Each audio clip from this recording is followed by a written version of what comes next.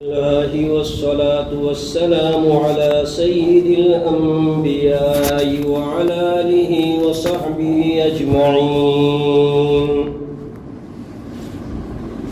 أما بعد فأعوذ بالله من الشيطان الرجيم. بسم الله الرحمن الرحيم. زين للناس حب الشهوات من النساء والبنين والقناطير المقنطرة من الذهب والفضة والخيل المسومة والأنعام والحرث ذلك متاع الدنيا. وقال رسول الله صلى الله عليه وسلم: ما تركت بعدي فتنة أضر على الرجال من النساء، أو كما قال عليه الصلاة والسلام. اللهم صل على سيدنا مولانا محمد وبارك وسلم. صدق الله مولانا العظيم. قابل قدر بزرگوں اور نوجوان دینی بھائیوں، حضرت رسول پاک صلی اللہ علیہ وسلم جیسے مشفق نبی مجھے اور آپ کو ملے ہیں، اللہ پاک نے اس نبی کے ذریعے سے مجھے اور آپ کو زندگی گزارنے کے طریقے اور زندگی میں پیدا ہونے والے فتنے اور ان سے متعلق باتوں کو پہنچایا ہے۔ نبی پاک صلی اللہ علیہ وسلم نے اپنی امت کو دنیا میں ہونے والے بڑے بڑے فتنوں سے آگاہ کیا ہے۔ بزرگوں اور بھائیوں، دنیا کے فتنوں میں سے ایک فتنہ عورت کو بھی قرار دیا گیا ہے۔ اللہ کے رسول صلی اللہ علیہ وسلم نے عورت کو سب سے بڑا فتنہ قرار دیا کہ میرے بعد میں مردوں کے لیے سب سے بڑا فتنہ اگر کوئی ہے تو وہ عورت کی ذات ہے۔ عورت کی ذات بہت بڑا فتنہ ہے، لیکن کب ہے وہ انشاءاللہ میں آپ کے سامنے اس کی وضاحت کروں گا۔ عورت کی ذات کو فتنہ بتلایا گیا ہے کہ عورت کی ذات سب سے بڑا فتنہ ہے۔ اگر آپ تھوڑی دیر کے لیے سوچیں، اور جتنی دنیا میں لڑائیاں ہو رہی ہے تو ان کے پیچھے 50% اس کا ریزن عورتیں نکلیں گی۔ عورتوں کے بارے میں شریعت مطہرہ نے قانون سخت اسی لیے بنائے۔ سب سے پہلا قتل جو دنیا میں ہوا ہے وہ بھی اسی عورت کی وجہ سے ہوا۔ سب سے پہلا قتل، حابیل اور قابیل، دو بھائی۔ لیکن اللہ پاک نے اس وقت یہ قانون بنایا تھا کہ جس لڑکے کے ساتھ جو لڑکی پیدا ہو اس کے اندر تو سگے بھائی بہن کا تعلق ہوگا، اور دوسری مرتبہ میں جو لڑکا لڑکی پیدا ہو تو وہ پہلے والے لڑکے لڑکی کے ساتھ ان لوگوں کی شادی ہو سکتی ہے۔ یہ اللہ نے اس وقت آدم علیہ السلام کی شریعت کا قانون بنایا تھا۔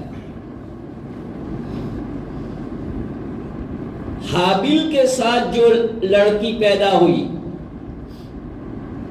وہ بدشکل تھی، اور قابیل کے ساتھ جو لڑکی پیدا ہوئی وہ خوبصورت تھی۔ تو قابیل نے اس وقت کہا کہ میں تو اسی لڑکی سے شادی کروں۔ حابیل کے ساتھ جو لڑکی پیدا ہوئی تھی قاعدے کے ساتھ وہ اس کے ساتھ شادی کر سکتا تھا۔ آدم علیہ السلام نے سمجھایا کہ بیٹا تم اس کے ساتھ شادی نہیں کر سکتے، ناجائز ہے تمہارے لیے۔ دیکھو بزرگوں، قابیل نے کیا کہا؟ نہیں، مر جاؤں گا لیکن میں تو اس سے شادی کروں گا۔ آج ہمارا نوجوان یہی کہتا ہے مر جاؤں گا، باپ کو چھوڑ دوں گا، ماں کو چھوڑ دوں گا، فیملی کو چھوڑ دوں گا، میرا شہر چھوڑ دوں گا، میں تو شادی کروں گا میرے پریم سے، میری محبت سے۔ اللہ بچائے، افسوس، کہتا ہے میں دھرم چھوڑ دوں گا، مذہب چھوڑ دوں گا، لیکن شادی کروں گا میری محبت سے۔ آج کا نوجوان کہتا ہے، آج کی لیڈیز کہتی ہے میں اگر ایک مرتبہ باپ کو چھوڑنا پڑے تو میں راضی ہوں، ماں کو چھوڑنا پڑے، بھائی بہن کو چھوڑنا پڑے، میں راضی ہوں، لیکن شادی تو میں کس سے کروں گی؟ میری محبت سے، چاہے وہ محبت جھوٹی، چاہے وہ محبت سچی۔ بزرگوں اور بھائیوں، غلط محبت جب پیدا ہوتی ہے وہ فتنے پیدا کرتی ہے۔ محبت منع نہیں ہے، محبت منع نہیں ہے، محبت تو اللہ نے انسانوں کے نیچر میں رکھی ہے، لیکن غلط محبتیں یہ منع ہے اور وہ فتنہ پیدا کرتی ہے۔ قابل نے ایک ضد کی کہ نہیں میں تو اسی سے شادی کروں گا۔ آج ہمارے نوجوان کو سمجھاتے ہیں کہ بھائی کرسچن ہے، کرسچن سے شادی تم نہیں کر سکتے۔ نہیں، میں کرسچن ہونا ہو تو میں ہو جاؤں گا کرسچن، میں دھرم بدل دوں گا، مذہب بدل دوں گا، لیکن میں تو اس سے شادی کروں گا۔ آج جو لو جہاد کے نام پر گورنمنٹ کو قانون بنانے پڑ رہے ہیں، وہ ایسے دیوانوں کی وجہ سے بنانے پڑ رہے ہیں۔ حالانکہ لو اور جہاد دونوں کا سنگم، دونوں کا ملاپ ہو ہی نہیں سکتا۔ جہاد الگ چیز ہے، لو الگ چیز ہے۔ لو جہاد دونوں جو ہے مل ہی نہیں سکتے ہیں۔ اور شریعت کے اندر زبردستی شادی کا الاؤ بھی نہیں ہے، زبردستی نہیں ہے۔ نہ مرد نہ جو ہے میل کے اوپر زبردستی ہو سکتی ہے، نہ فیمیل پر زبردستی ہو سکتی ہے۔ دونوں میں سے کسی پر زبردستی کا الاؤ شریعت نے رکھا ہی نہیں۔ جب بالغ ہو جائے تو ان کی مرضی سے شادی ہو۔ تو میں کیا کہہ رہا تھا کہ سب سے بڑا فتنہ عورت۔ قابل نے اسی عورت کی بنا پر سب سے پہلا خون کیا ہے، سب سے پہلا مدر اور سب سے پہلا ناحق خون اگر بنی آدم میں ہوا ہے تو اسی عورت کے ریزن سے۔ اللہ کے رسول صلی اللہ علیہ وسلم نے فرمایا کہ قیامت تک جتنے خون ہوتے رہیں گے سب کا وبال اس قابل پر ہوگا۔ تو عورت کی ذات بہت بڑا فتنہ ہے، لیکن یہی عورت اگر شریعت کے بنائے ہوئے دائرہ کار میں رہتی ہے، شریعت کا قانون کے پاس لحاظ کرتی ہے، شریعت کا رسپیکٹ کرتی ہے، تو اسی عورت کے بارے میں اللہ نے کے رسول نے فرمایا کہ ماں کے قدموں کے نیچے جنت ہے۔ الجنت تحت اقدام الامہات۔ جب وہ اپنا دائرہ کار باقی رکھتی ہے، جب وہ اپنی شریعت کا لحاظ باقی رکھتی ہے، تو اسی عورت کو اللہ کے رسول نے بہترین دنیا کی چیز بتایا۔ الدنیا کلها متاع وخیر متاع الدنیا المرأة الصالحہ۔ دائرہ کار، اللہ پاک نے انسانی زندگی کو میل اور فیمیل دو پہیوں سے جوڑ دیا ہے۔ میل اور فیمیل، لیڈیز جینٹس، یہ زندگی کے دو پہیے، ان سے ہماری زندگی چلتی ہے۔ لیکن لیڈیز چاہے کہ میں جینس بن جاؤں، جینس چاہے میں لیڈیز بن جاؤں، یہ نہیں ہو سکتا۔ یہ قدرت کا کرشمہ ہے، قدرت نے بنایا ہے۔ دونوں کے مزاج الگ، دونوں کی طبیعتیں الگ، دونوں کی پسند الگ، دونوں کے سوچ و بچار الگ، دونوں کی ساخت اور بناوٹ الگ، دونوں کے مقاصد الگ۔ آج کی ترقی یافتہ دنیا چاہتی ہے کہ لیڈیز بھی جینس بن جائے اور جینس بھی لیڈیز بن جائے، چنانچہ لباس لیڈیز کا جینس میں چلا گیا، جینس کا لیڈیز میں آ گیا، بولنا چالنا۔ لیکن جو چیزیں جینس کے ساتھ اور لیڈیز کے ساتھ اللہ نے رکھ دیے وہ کیسے مٹا سکتے ہیں؟ وہ کیسے ہو سکتا ہے؟ جیسے بچے پیدا کرنا وہ لیڈیز کے ساتھ، تو اب کیسے کوئی سائنس یا کوئی ڈاکٹری لائن یا کوئی ایسا چاہے ٹیکنالوجی کی بنیاد پر کہ اس کو بدل دے، تو کیسے ہو سکتا ہے؟ تو دنیا میں سب سے بڑا فتنہ عورت کی ذات ہے، اس لیے شریعت نے اس کا دائرہ کار بنایا ہے کہ اس کا دائرہ کار گھر کی چار دیواری ہے، گھر کی چار دیواری اس کا دائرہ کار ہے۔ آفیسوں میں کلرک بن کر کے کام کرنا یہ اس کا دائرہ کار نہیں ہے، سیلس مین بن کر کے جو دکانوں پر بیٹھنا اور گراہکوں کو لبھانا یہ اس کا کام نہیں ہے۔ آج کی آزاد دنیا نے اور کیوں ایجوکیشن نے عورت کو ایسا باہر لے آیا کہ اگر یہی کام لڑکی گھر میں کرتی ہے تو کہتے ہیں کتنا ظلم ہو رہا ہے اس پر، لیکن یہی ہوٹلوں میں چادر بدلنے کا کام کرے، جناب روم کی صفائی کا کام کرے، ایئر ہوسٹس بن کر کے لوگوں کی نگاہوں کا نشانہ بنے، تو وہ لوگ اس کو ترقی کہتے ہیں کہ یہ ترقی ہے۔ قرآن مجید نے ایک اعلان کر دیا وَقَرْنَ فِي بُيُوتِكُنَّ وَلَا تَبَرُّجْنَ تَبَرُّجَ الْجَاهِلِيَّةِ، عورتوں کا دائرہ کار طے کر دیا قرآن پاک نے کہ بغیر ضرورت کے عورت کو گھر سے باہر نکلنا نہیں ہے، بغیر کسی ضرورت کے نکلے تو اس کے لیے بھی سسٹم بتا دیا ہے کہ اس سسٹم کے ساتھ نکلے، ورنہ جو ہے فتنہ ہے۔ حدیث پاک میں رسول اکرم صلی اللہ علیہ وسلم نے ارشاد فرمایا کہ جب عورت گھر سے بے پردہ نکلتی ہے تو اس کے آگے بھی شیطان، اس کے پیچھے بھی شیطان، اور پھر لوگوں کو اس کی طرف مائل کرتی ہے۔ بزرگوں اور بھائیوں، عورت کو اللہ کے رسول نے فتنہ کہا۔ بخاری شریف کی روایت ہے جو میں نے آپ کے سامنے پڑھی، ما ترکت بعدی فتنة اضر علی الرجال من النساء، میں نے میرے بعد مردوں پر سب سے بھاری اگر کوئی فتنہ پایا ہے تو وہ عورتوں کا فتنہ ہے۔ کتنا بڑا فتنہ ہے عورت کا، اس سے عورت کی برائی لازم نہیں آتی۔ میں نے آپ کو بتایا کہ یہی عورت اگر دائرہ کار میں رہتی ہے، شریعت کے بتائے ہوئے قانون کو فالو کر کے چلتی ہے، تو اسی عورت کے بارے میں شریعت یہ کہتی ہے کہ اس کے قدموں کے نیچے جنت۔ بھائی کی بہن ہے تو اس کو بھائی کے آبرو قرار دیا کہ یہ بھائی کے آبرو ہے، بیٹی ہے تو اس کے جنت کا سبب قرار دیا کہ یہ جنت کا سبب ہے۔ لیکن آج مرد و عورت کا اختلاط، کیوں ایجوکیشن، مخلوط نظام تعلیم، اس کی وجہ سے مرد و عورت کے اندر سے جو حیا تھی وہ حیا نکل گئی۔ حیا، شرم، یہ زیور ہے، زیور عورت کا، اس سے عورت کی ایک زینت ٹپکتی ہے۔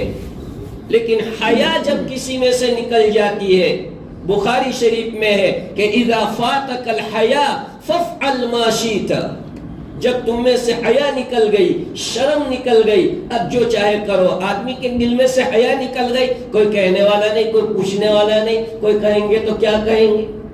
تو اب آپ دیکھ لیجئے ماحول، جو ہے نوجوانوں کے پاس حیا ہے، نہ جو ہے بوڑھوں کے پاس حیا باقی رہی، نہ لڑکوں کے پاس نہ لڑکیوں کے پاس حیا نام کی چیز نہیں ہے۔ تو میں اور آپ شادیوں کے موقع پر دیکھتے ہیں، ورنہ شریف گھرانوں میں کوئی اس کا تصور تھا کہ شادی کے موقع پر جینس لیڈیز کا ایک ساتھ جو ہے دونوں کا مکسنگ سسٹم، نظام کھانے پینے کا، وہ ایسا کہیں دیکھا تھا؟ پہلے ایسا تھا کہ عورتیں الگ، مرد الگ، دونوں کے کھلانے پلانے والے الگ۔ لیکن آج ماڈرن تعلیم نے اور پھر یہ میڈیا نے جو کسریں تھی وہ نکال دی، اور مرد و عورت کے اندر سے حیا نکال دی، تو آج فتنہ کتنا عام ہو گیا۔ بزرگوں اور بھائیوں، یہ عورت بڑی فتنے کی چیز ہے، اس لیے عورتوں کو دینی تعلیم سے آگاہ کرنا چاہیے، انہیں ان کا دائرہ کار بتانا چاہیے۔ شریعت نے عورت کے ذمہ کمانے کی ذمہ داری رکھی نہیں ہے۔ اگر عورت بیٹی کی شکل میں ہے تو اس کی ذمہ داری اس کے باپ پر ڈالی ہے کہ وہ اس کے کھانے پینے کا، اس کی ضروریات کا اس کا باپ خیال کرے۔ باپ نہیں ہے تو بھائی کے ذمہ داری ہے کہ بھائی اس کی ساری ضروریات کو پوری کرے گا۔ وائف ہے تو شوہر کے ذمہ ساری ضروریات ڈالی ہے کہ شوہر اس کی ساری ضروریات۔ اس کو کمانے کی ضرورت کیوں پیش آتی ہے؟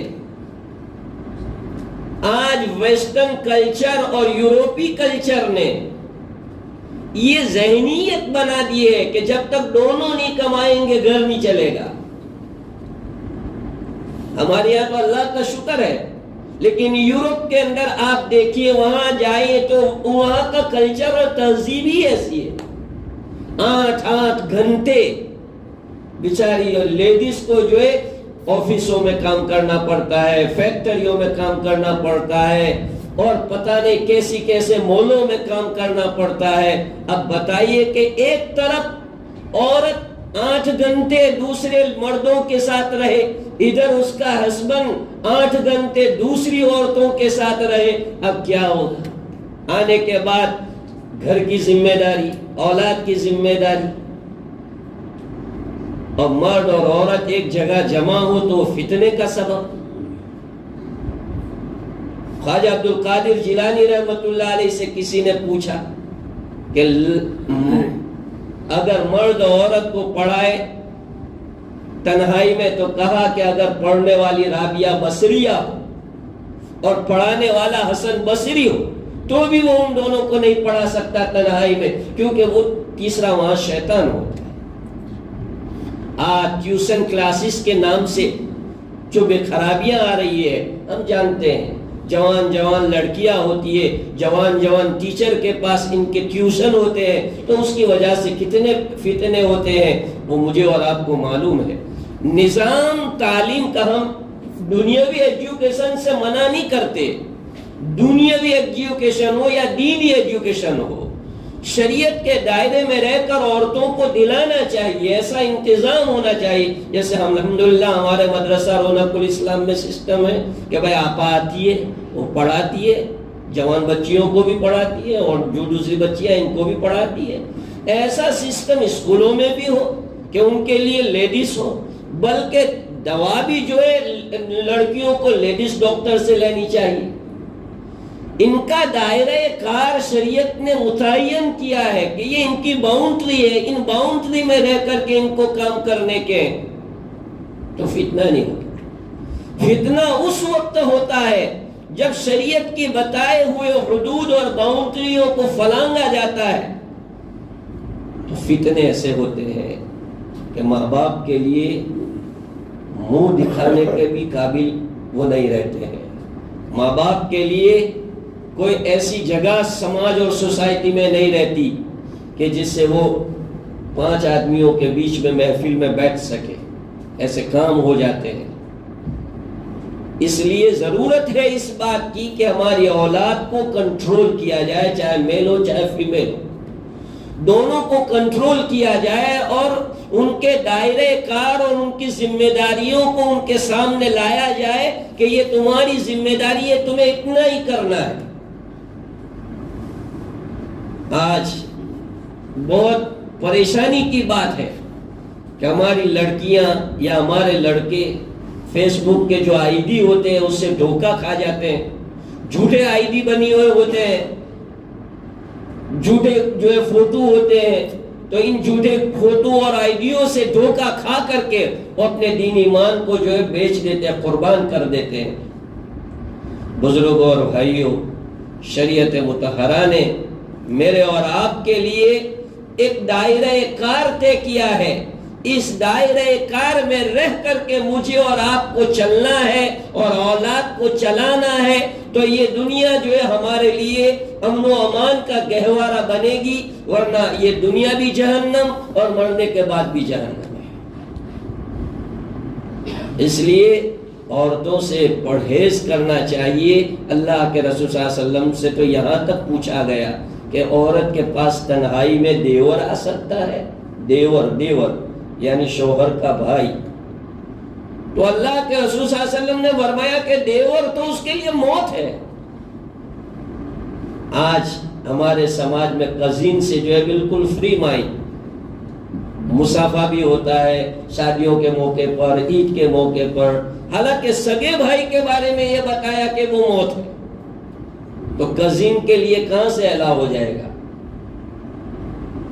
میرے بھائیوں، اللہ کے رسول صلی اللہ علیہ وسلم نے معراج کے موقع پر کچھ لوگوں کو دیکھا کہ پورے اوپن ہیں، لیڈیز جینٹس پورے اوپن ہیں، آگ میں جل رہے ہیں، آگ ان کو اوپر لے جا رہی ہے اور نیچے آ رہے ہیں۔ جبریل امین علیہ السلام نے پوچھا، جبریل امین علیہ السلام سے پوچھا اللہ کے رسول نے، جبریل یہ کون لوگ ہیں؟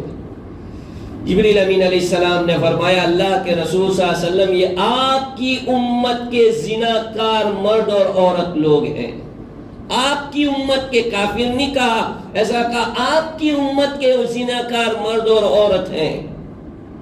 ایک موقع پر اللہ کے رسول صلی اللہ علیہ وسلم نے معراج کے موقع پر دیکھا کہ کچھ لوگ ہیں کہ جن کے سامنے اچھا گوشت رکھا ہوا ہے تو وہ اچھا گوشت چھوڑ کر کے سڑا ہوا بدبودار گوشت کھا رہے ہیں، سڑا ہوا بدبودار گوشت کھا رہے ہیں۔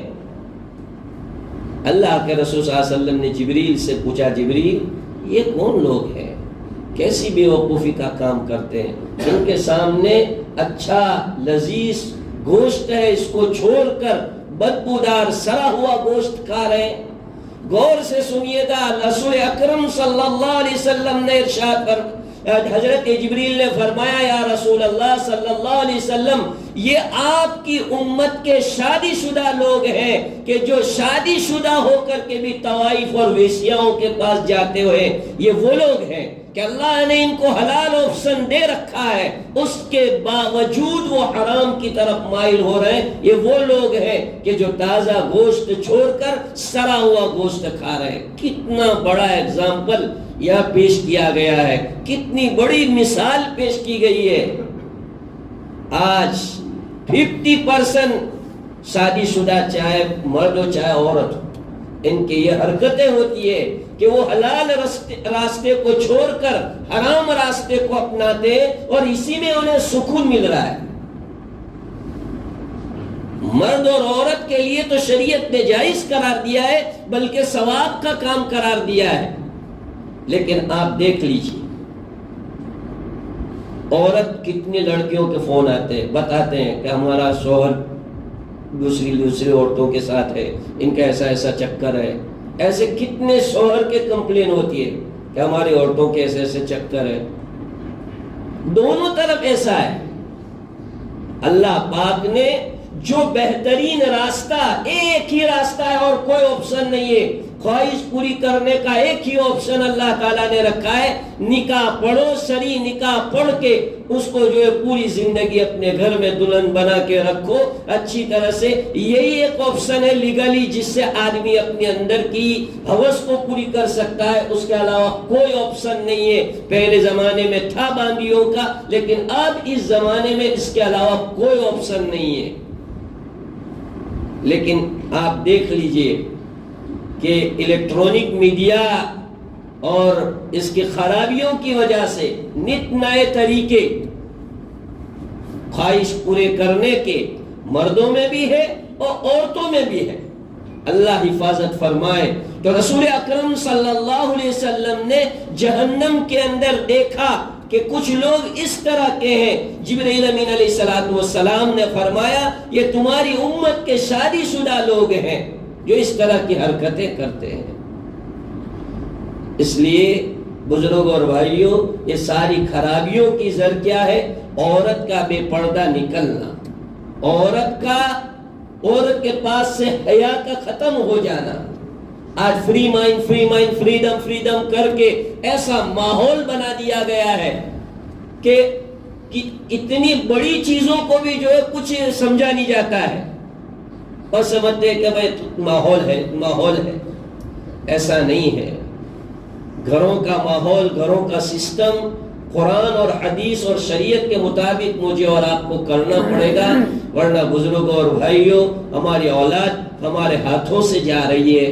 روزانہ کے واقعات آتے ہیں، جوان لڑکیاں جوان لڑکے خودکشی کر رہے ہیں، سوسائڈ کر رہے ہیں. کیا ان کو کیا مصیبت آ گئی کہ وہ خودکشی کر رہے ہیں؟ ان کو کہاں گھر چلانے کا ہے؟ گھر تو ان کے ماں باپ چلا رہے ہیں، ان کے بڑے بھائی گھر چلا رہے ہیں، پھر یہ کیوں خودکشی سوسائڈ کرنے پر کیوں مجبور ہے؟ یہ غلط محبتیں، غلط پریم، یہ چیزیں ان کی اس زندگی کو بھی دوبھر بنا رہی ہے، ان کو ڈپریشن میں لے جا رہی ہے. اور آخرت کی زندگی تو ہے ہی کہ حرام موت مر رہا ہے تو آخرت میں بھی تو عذاب ہے ہی. زیادہ تر خودکشیاں جو آج ہو رہی ہے اس کی وجہ پوچھو، چرس گانجے پر لڑکا چلا جا رہا ہے، اس کی وجہ پوچھو، میری محبت مجھے نہیں ملی، وہ چرس گانجے پر چلا گیا، جوگار پر چلا جاتا ہے، غلط راستے اختیار کرتا ہے، شراب کے اوپر چلا جاتا ہے. وجہ یہ ہے کہ اس نے ایک محبت کی تھی اور وہ محبت اس کو حاصل نہیں ہوئی، تو اس کو پانے کے لیے اس نے غلط راستے اختیار کیے. بزرگوں اور بھائیوں، مجھے اور آپ کو جو ہے اپنی اولاد پر پوری نگرانی رکھنی پڑے گی، اور اپنی اولاد کے بارے میں ہم کو جو ہے احتیاطی قدم اٹھانے پڑیں گے، انہیں سمجھانا پڑے گا، اسلام کے اصول اور ضوابط کا پابند بنانا پڑے گا، اور یورپی کلچر سے ان کو دور کرنا پڑے گا. اور جو ایجوکیشن کا سسٹم ہے ان سے ان کو دور رکھنا پڑے گا، تو یہ بے حیائیاں ہمارے سماج سے ختم ہوگی، ورنہ نت نئی شکلوں کے اندر بے حیائیاں جنم لیتی رہے گی اور ماں باپ پریشان ہوتے رہیں گے. اللہ پاک مجھے اور آپ کو اور پوری امت کو اسلام کے قوانین کی پابندی کرنے کی توفیق عطا فرمائے. وآخر دعوانا الحمدللہ رب العالمین.